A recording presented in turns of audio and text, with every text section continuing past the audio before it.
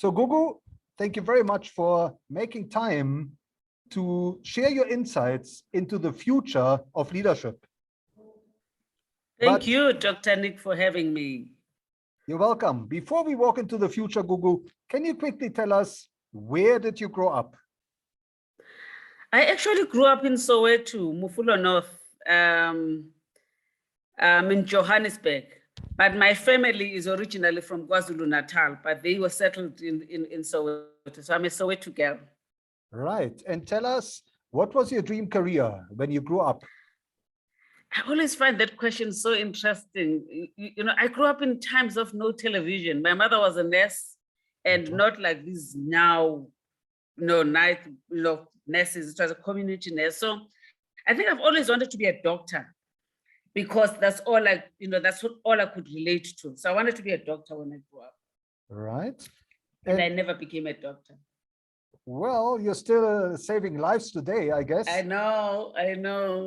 And tell us, Gugu, who inspired you in your early days? My mother did. My mother was, like I'm saying, she was just a community nurse, but everywhere around her, Dr. Nis, there were always children. And she was always giving these talks about sexual and reproductive health. And I never could understand why that woman did that. But I realize now that she was inspiring young people to remove barriers. So if you want a better future, don't get pregnant soon, So she's always been my inspiration, that from a small township like Mufulo North, she just became the most amazing community worker that I've ever known. And Gugu, looking back over your career, was there a turning point, or maybe a number of turning points where things could have gone? I think my turning point was when I joined government for the first time in 1996. I went in with this energy of changing things, and I found the bureaucracy just looking at me and not changing. I literally had a mental breakdown. But I remember my boss saying to me, and that's been a lesson that I've carried with me, that you can't change what you don't know. So my arrogance and lack of humility and thinking I know everything, worked against me making the change that I wanted to see. So my turning point was that mental breakdown in 1996, brought by the fact that I wasn't willing to understand the context so that I can lead effectively in that context. Now, Gugu, before you became the executive director at the Oprah Winfrey Leadership Academy for Girls, you were the CEO at Save the Children, South Africa. Can you tell us a little bit more about the work you did there? Save the Children is an amazing organization because it's based on a very simple principle that regardless of where you come from, every child, regardless of where the child comes from, they deserve the best. So it can be from the poorest context, they deserve the best. And that as a society, we have a responsibility to make sure that that child realizes their rights. And so as Save the Children, we worked very hard, and they still work very hard to ensure that every child has an opportunity to learn, to grow, and to thrive. And that's all that we did. We dealt with child protection, we dealt with education, so that the child realizes their right to being children. And Gugu, today, as the executive director at OWLAG, I still remember very well, I think it was in 2004 or 5, when the Leadership Academy for Girls was founded, right? Yeah, 2007 we opened, yes. Okay, and obviously you came a long way. Can you maybe tell us a little bit about your vision for OWLAG going into the future? We've always been very clear as a school that our first and foremost responsibility is academic excellence. And through academic excellence, we've always been very clear that we were established to unleash these amazing leaders, women leaders, who will lead differently, who will lead with integrity, but who will create a change, starting in South Africa, the continent, and the world. But we also knew that with the gift that we have an opportunity not just to change the lives of the girls that are with us here, but the lives of communities that surround us. So what we inspire in our young girls is the value of serving, that you have this amazing gift, Miss Winfrey doesn't want money from you. All she wants for you is to pay it forward in however way that you can pay it forward. So our role is really to unleash these young women who are going to take over the world and who are taking over the world on a daily basis. And Gugu, tell us, what is driving you today? I'm driven by hope, Dr. Nick. Yeah. Because I think that the only thing we have left now as a people is hope for a better world. I think the leadership and us as adults now, we've messed the world so much that the only thing that we can do is to make it better for the young people who will lead it when we are not around. And I think that I have so much hope in the young people that are coming through, that actually what they might not inherit the best, but they will make the best of what they've inherited. So I'm driven by hope. I'm driven by a passion for a new world, a better world for our children. Thank you. Now, Gugu, looking into the future, and I know it's a big question, but what does the future of leadership mean to you? I've thought about it, Dr. Nick. I think for me, it means leading with integrity, leading with purpose. I think the biggest challenge we have as a country is a leadership that is morally and ethically lacking. And I think that the future of leadership that I see is a leader that leads with positive values, moral values, integrity, a future leader that looks at the interests of the majority rather than the interests of the individual. That's how I see a future leader.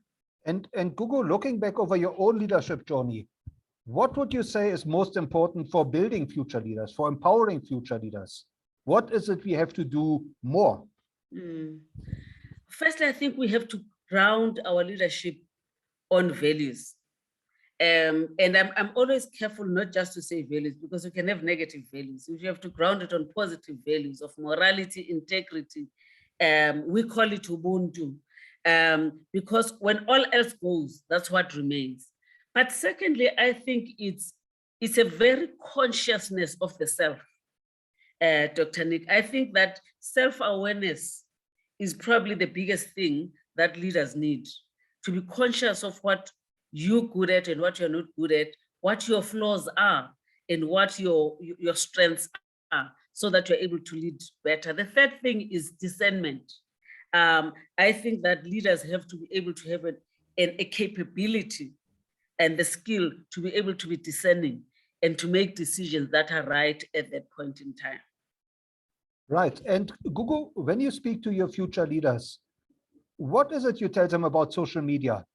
How should they navigate social media to build their own leadership brand?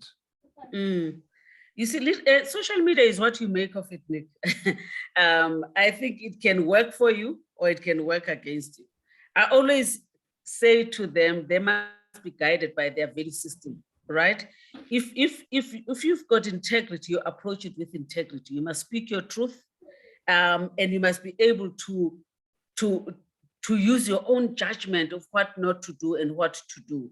You don't throw everything at social media. You must be able to decide, what is it that I want? What do I represent as a brand? And therefore, how do I use this instrument called social media to grow that brand? Not the other way, that you've got an instrument and then you want to grow, right. Yeah. Now, Gugu, these are challenging times. And what is your advice for future leaders in terms of challenges? What are some of the biggest challenges they should expect to encounter in their career? I actually think the first one is the world that they will inherit. I think that's the biggest challenge. I think they must understand that they are going to inherit a world that they might not necessarily be that proud of, but a world that they need to change for future generations. And that world has got many things. It might be climate changes, it might be environmental, it might be economic, it might be social. We see so many divisions now, racial divisions, ethnic divisions. That's the world that our young people are going to inherit. And so I think they need to understand that when they enter that world, they need to be determined and intentional in what world they want to live for their own children. Secondly, they're going to be met with cynicism. We're very cynical as people of our leaders. We don't trust them. They've made decisions that we didn't think they're supposed to make. So they're going to inherit a world full of very cynical people around leadership. And they have a responsibility to change that cynicism to optimism about their world. And Gugu, what would you say future leaders, what are the skills, maybe some of the new skills future leaders need to acquire in order to build a better world? I'm not even sure if there are new skills, Nick. I think for me, any leader requires the ability to learn and evolve and understand, and to have that radar that you don't know everything. The second thing is an ability to understand that you are dealing with people who bring different histories and stories and traumas. And so you need to be able to create an environment for those people to thrive in spite of all of those. And I think it's problem solving and just being able to lead with integrity. Now, Gugu, as a mentor to future leaders, can you maybe share a success story or two where you mentored an upcoming leader and that person took your advice to heart? The one lady that I think of is a young lady that I met when I was in the Department of Education. She was a principal then. And I met her in a setting, it was in a meeting. I remember looking at that young lady and thinking, this girl, her name is Nozipho Xulu. She is now a head in the department, in the Ministry of the Deputy Minister of Trade and Industry. She's the head of office. She was just an amazing young woman who was very energetic, but she was like a sponge. You know, those people who just grab knowledge and understanding and willing to learn, but also willing to make mistakes. I've looked at her growth now. I'm still her mentor even now. I've looked at how she has grown, and I'm proud of who she is because she is doing the same for other women like I did for her. So she's my best example of what I think you can do if you are intentional and you are able to focus, but also you identify someone who's willing to learn. She was willing to learn. And Gugu, looking back over your leadership journey and maybe your learning journey, who are the role models of leadership that you would recommend future leaders should study? Well, obviously my founder, my boss. Yeah. I think Miss Winfrey is an incredible example of what leadership should be like. Because I've always been amazed at how with everything that she has, she is humble, but how with everything that she has, she listens. Every opinion matters to her. And with everything that she has always led with integrity. Her truth is her truth. And she engages with that, but she allows everyone to speak their truth. The second one is, like I said, it's a pity she's passed on, but she's my mother. I think she's created a community. She was a founder of Cheshire Homes in Soweto. For me, she's an example of what, if you are determined and you care for your community, what you can achieve.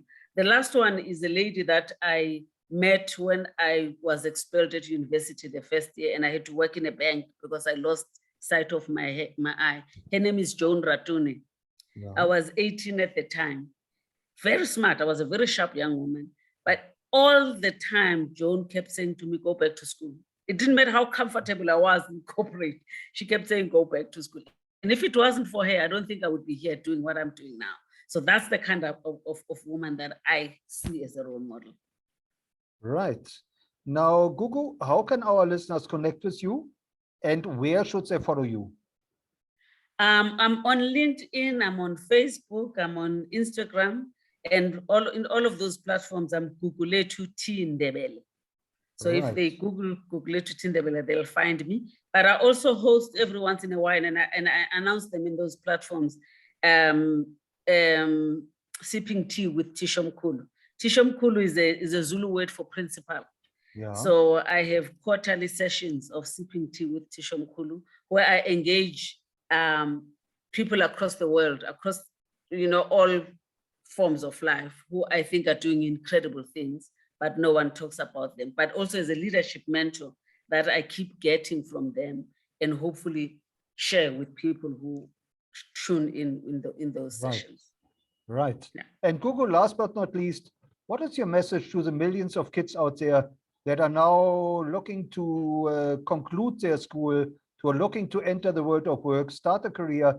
What are maybe one or two success factors they should consider? Yeah, I think the first one, if they can, Nick, is really stay in school. There is no substitute for education. And I know that with the economy, the way that it is, sometimes people feel, I went to school and I didn't get a job. That's a temporary inconvenience. What education does for you is to open the world, and it puts you in that forefront in the queue. But it also enables you to be discerning in the decisions that you make. And the second thing is never lose hope. Focus on your goal and keep your eyes on that North Star. One day you will reach it. It's not going to be a smooth process. And when you hit those speed bumps, just run over them, fall, rise, but keep your eyes on where you want to be, and you will get there. Well, Gugu, thank you so much for sharing your insights and your wisdom into the future of leadership and shining your light and building the next generation of future leaders.